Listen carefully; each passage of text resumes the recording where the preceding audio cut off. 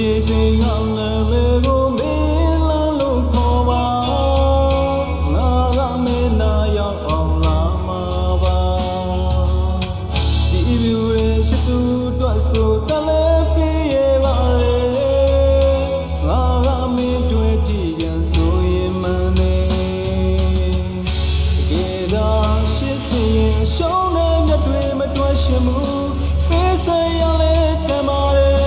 ရှိသောဘဝနဲ့တမလေးရှိတဲ့စိတ်ကြောင့်ခံစားရ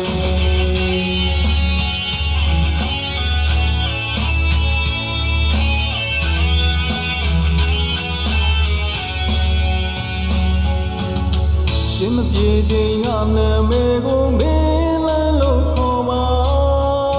ငါကမေးနာရောက်အောင်လာမှာပါဒီပြူရဲ့ရှိသူအတွက်ဆိုတ